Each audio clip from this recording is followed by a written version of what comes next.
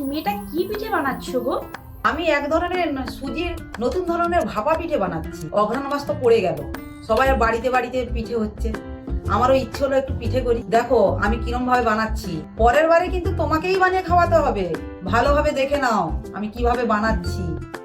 সবার প্রথমে আমি নিয়ে নিচ্ছি 1 বাটি সুজি, হাফ বাটি ময়দা, ছোট বাটির 1 বাটি গুঁড়ো দুধ, 2 চামচ চিনি, হাফ চামচ লবণ দিয়ে এটা শুকনো এইভাবে মাখিয়ে নিচ্ছি।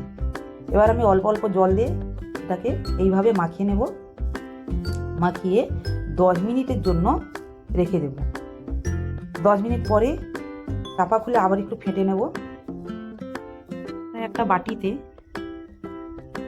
সামান্য দুধ নিয়ে 1 চামচ বেকিং পাউডার আর হাফ চামচ বেকিং সোডা দিয়ে এভাবে ফাটিয়ে নেব। ফাটিয়ে সমস্ত উপকরণ একসঙ্গে আমি সমস্ত উপকরণ এইভাবে মিক্সড করে নিচ্ছি। এধারে 4টা বাটিতে তেল ব্রাশ করে নিচ্ছি। তেল ব্রাশ করার পর ওই মিশ্রণটা 2 ডাবু করে প্রত্যেক বাটি দিয়ে দিলাম। এবার এধারে গরম জল বসিয়েছিলাম আগে থেকে কড়াতে, সেই কড়াতে স্ট্যান্ড দিয়ে 4টা বাটি বসিয়ে 10 মিনিটের জন্য ঢাকা লাগিয়ে ভাপিয়ে নেব। আমার 10 মিনিট হয়ে গেছে।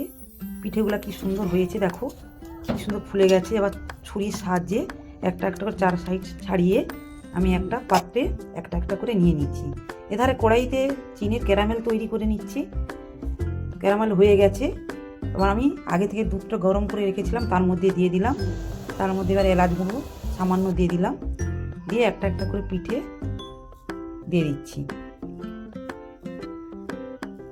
এইভাবে আমি 10 মিনিট ফুটিয়ে নেব। আমার 10 মিনিট ফুটানো হয়ে গেছে। এবার একটা পাত্রে একটা একটা করে তুলে নিচ্ছি। কালারটা কত সুন্দর হয়েছে দেখো বন্ধুরা। এই পিঠেটা খেতে খুব সুস্বাদু লাগে। তাহলে মা খেয়ে দেখি কেমন তুমি বানিয়েছো, তারপরে তো তোমার ভিডিও দেখে আমি তোমাকে বানিয়ে খাওয়াবো। অনেকটাই সফট হয়েছে দেখো বন্ধুরা, খেতে কিন্তু অনেকটাই টেস্টি হয়েছে মা। ঠিক আছে চলো তোমাকে আমি একদিন বানিয়ে খাওয়াবো। তো বন্ধুরা, মায়ের এই নতুন ধরনের ভাপা পিঠেটা তোমাদের কেমন লেগেছে অবশ্যই কমেন্ট করে জানাবে।